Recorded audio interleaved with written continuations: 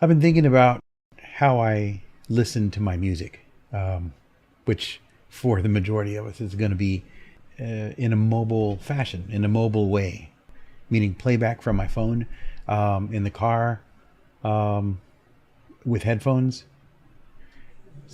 and it could be in a commute to work, or or back home, uh, at work, on the weekends doing chores, whatever, the stuff around the house. But as much as I love to pick out all the little nuances and all the parts and all the layers and what's going on in a song, with a lot of music, there's so much to it, and you don't even really notice half of what's there a lot of times. Headphones definitely help, but I'm talking about more of like a connection with the music as you're listening to it. See, I think listening and hearing your music are really two different things. A lot of time is spent hearing our music, right? You hear the lyrics, you hear the music, you hear the bass line, guitar, keyboard, whatever, right? So listening, though, involves a little bit more of an intimate connection. You free yourself of distractions, or as many as you can.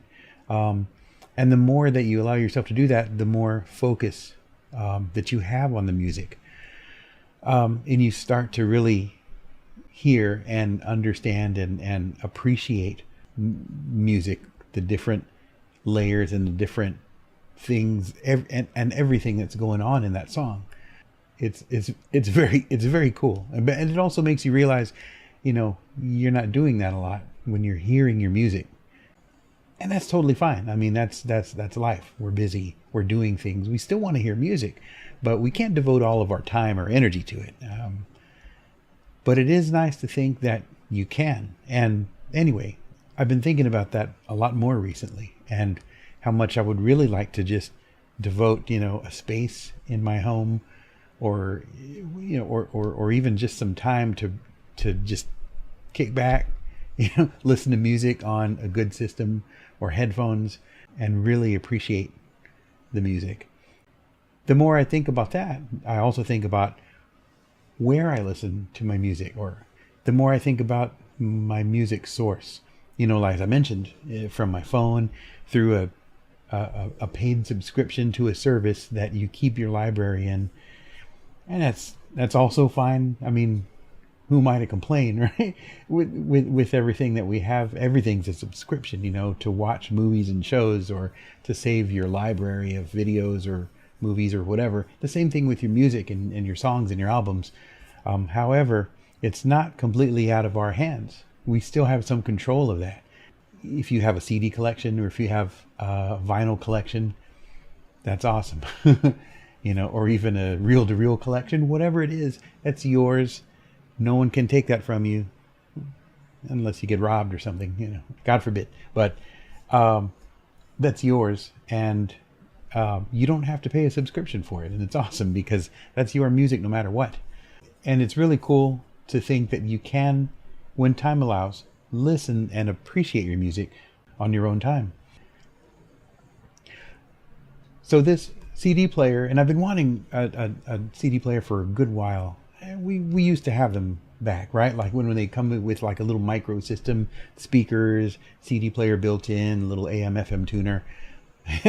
We get rid of these things over time because they're either no use to us, or they're they become broken, or whatever reason, right? But been really thinking about a CD player, single disc, and all personal preference. Again, you find CD players in all shapes and sizes, 100 disc units or more. Some that hold 10 discs in the little magazine of CDs. But I really like the idea of a single disc tray that slides out. You put your disc in, you push the tray closed again, and I don't know, something personal about that. You're only focusing on one album of music at a time, and to me, it gives like a feeling of more importance to that album. You're just focusing on that one thing. Anyhow, the more I've looked around for these single disc players, and it's a decent amount of money, brand new, or even, in the last 5-10 years of production. You can find used players out there And some, I don't want to say they're vintage, but they're pretty old. I saw one on Facebook Marketplace recently, and I did a little research on it, and I thought, man, this is actually a pretty decent player. And it was the brand is called Usher, and it's like, who the heck's Usher other than the artist, right? But this was I hadn't heard of it. Usher CD 100. It's at least 20 years old. It works perfectly fine. Anyway, the listing was for this player for $15, right? $15, man. This thing, I think, retailed for at least $450. It's a clone of the Music Hall 25.2 or 25.2 was the model. I don't know. They look exactly alike except for the brand labeling on it. And that one was like retail $5.99 new back in the day. So I thought this is kind of a substantial player. Like maybe this is, it's worth its price. And what do I know from audiophile? I really don't. But I like to learn. I mean, we've got to start somewhere. I'm on audiophile by no means, but I do appreciate, a good quality piece of equipment. So, of course, there's only photos of it, and chatted with the seller a few times just to ask some basic questions. Doesn't have a remote, but that was no biggie. I mean, it's, if I'm putting a disc in and hitting play, most of the time I'd like to listen to the whole thing.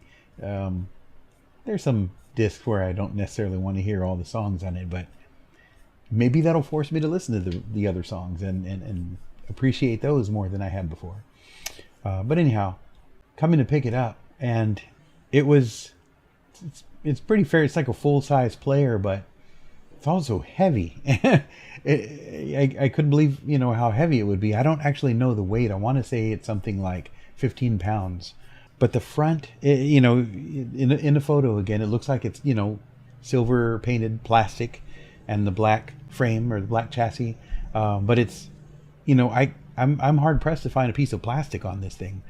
Maybe the buttons in the front might be plastic, but the front is definitely like a little stainless steel faceplate, like an inch thick.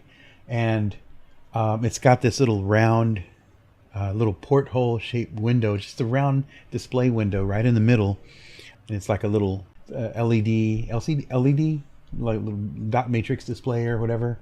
And a small light underneath that display, kind of like a red LED light with HDCD underneath. So I guess it's HDCD compatible. Although I've never played an HDCD or even owned one, for that matter. So I'm not even sure what other formats compete with it. It's like the whole Betamax versus VHS thing. I just know it's capable of playing a higher quality audio discs. It's cool. My collection is about a dozen, and this is like holdouts from, my college days and early adulthood. I didn't have a huge library. I had, 3 or 4 dozen discs with the jewel cases and the inserts and everything. The rest were just, rips from music online, So, and I still have a lot of that, but I have about a dozen of my original collection left. And it's kind of sad, but in other ways, I know that if I'm interested in finding it, chances are I can online.